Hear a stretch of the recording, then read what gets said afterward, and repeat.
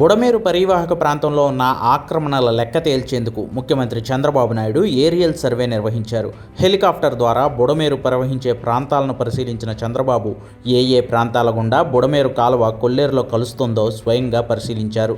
బుడమేరుకు ఇప్పటికే గండ్లు పడిన ప్రదేశాలను, గండ్లు పూడ్చేందుకు జరుగుతున్న పనుల ప్రదేశాలకు సంబంధించిన వివరాలను సీఎం చంద్రబాబుకు అధికారులు తెలియజేశారు.